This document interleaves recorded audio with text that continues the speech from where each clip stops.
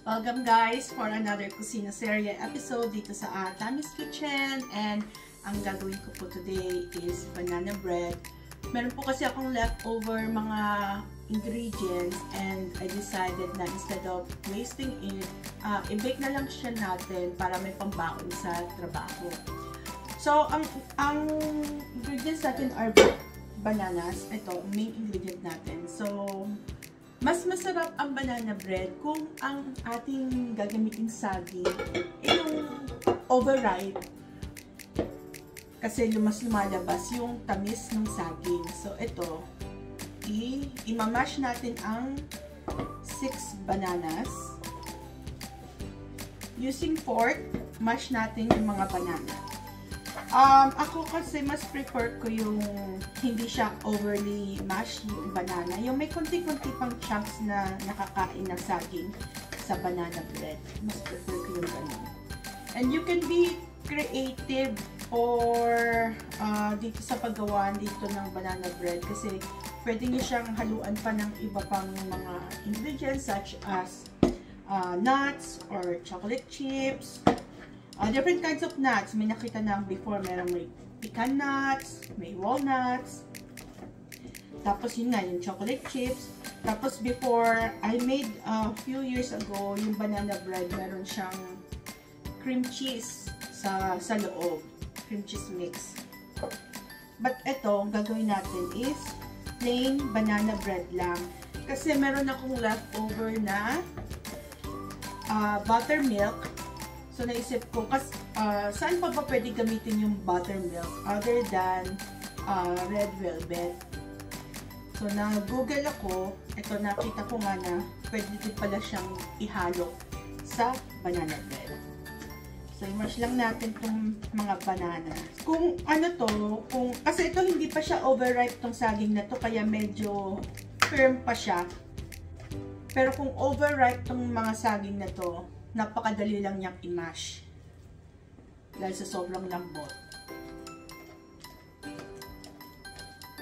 Tsaka pagka yung hindi pa masyadong hinog ang saging, I don't recommend using yung hindi pa masyadong hinog na saging kasi kung malalasahan mo yung saging na hindi pa masyadong hinog, medyo may yung starch niya, lasang-lasa mo.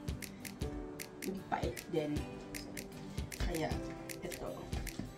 Nag-antay ako ng ilang araw pa bago ko gawin to. So, ayan. Ito na yung itsura ng na-mash ko na bananas. Okay. Alright. So, ang gagawin natin is i-separate natin ang dry sa wet ingredients. So for this recipe, I'm doing a double recipe for banana bread. Let's start with the dry ingredients first. So I have 5 cups of all-purpose flour here. This is already been measured.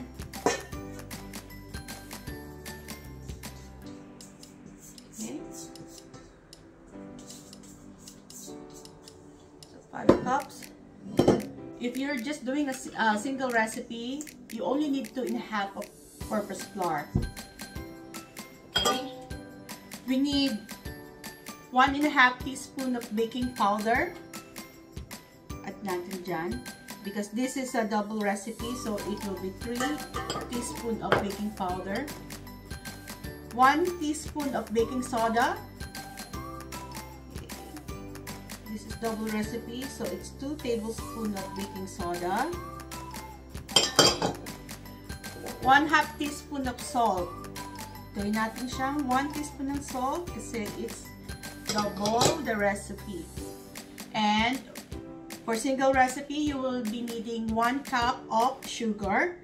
And for this recipe that I'm making, I'm adding 2 cups of sugar. So, ang sugar na nilagay ko dito is hinati ko ang aking brown and white sugar. You can just use plain sugar, plain white sugar. Alright, so mix lang natin to. Now, for our wet ingredients, bananas, ito. we need oil, 1/2 cup of canola oil or vegetable oil. But since this is double the recipe, so I'm adding 1 cup. Ito yung extra na sinasabi ko na buttermilk. For single recipe, you will be needing 1 cup of buttermilk. And we need 2 eggs for this. Sama-sama na lang yung mga wet ingredients. So I'm adding 2 more eggs for the double recipe. And then you also need a teaspoon of vanilla. And this is double, so I'll add 2 teaspoons of vanilla. 1, 2. This a whisk. Mix this. By this time, dapat yung oven nyo naka-preheat na to 350 degrees Fahrenheit. Okay, now ihalo na natin ang ating wet ingredients sa ating dry ingredients.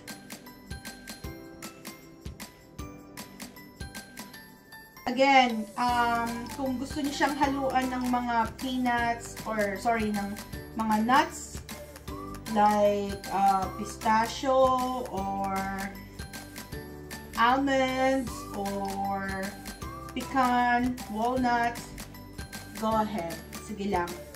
Pwede rin siyang lagyan ng chocolate chips. So, gamitin ko naman itong spatula para mahalo talaga yung nasa ilalim.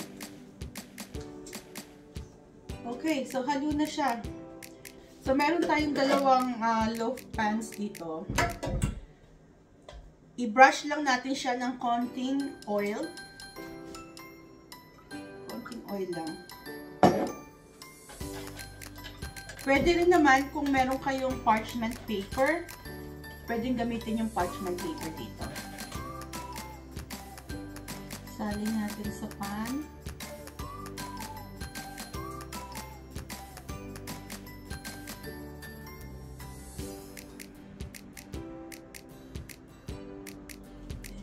Second one,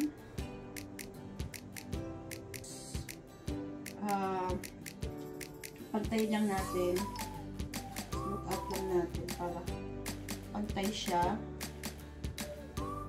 Then limitin natin yung sides.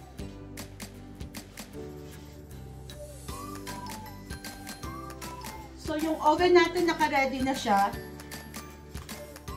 Pasok na lang natin siya sa loob ng oven. We'll bake it for an hour. And then check natin kung after 1 hour, kung luto na siya, we'll insert a toothpick.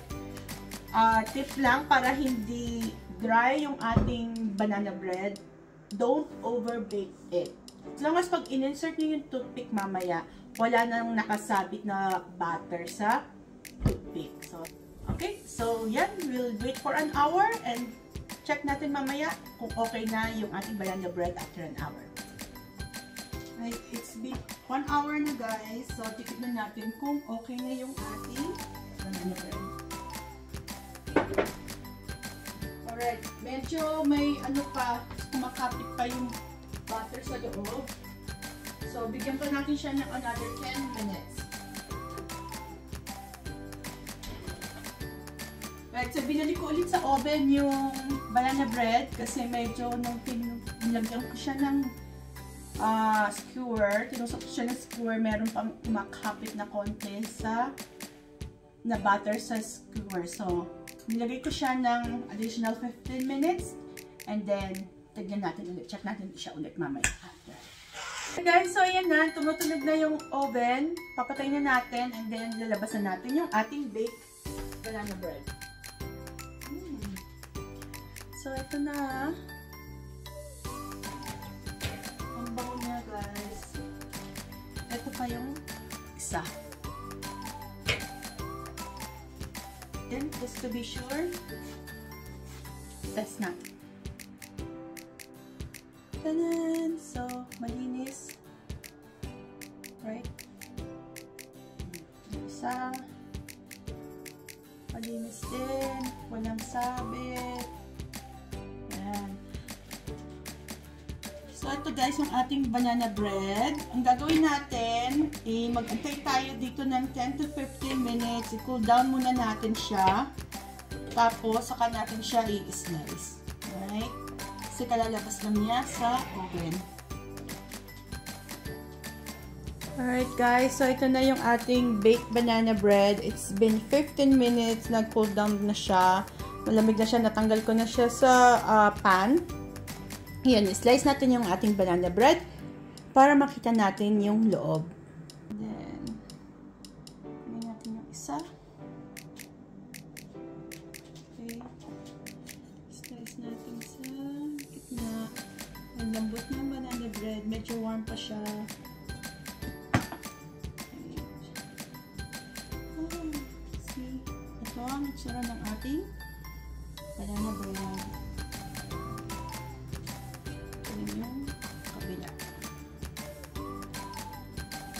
Ayan. Ito niyo yung mga chunk ng banana. Ayan o. Mas masarap sana to kung may kasama to. Nilagyan natin siya ng pecan or walnuts. Medyo mainit pa guys. Yung tinapay, see, medyo umuusok pa. Ayan yung ating banana bread. Kita niyo yung mga chunk pa ng banana. Alright guys, so napakita ko na sa inyo kanina yung itsura ng banana bread. Ito, na-slice ko na. Tikman natin yung banana bread, diba? Umuusok pa. So,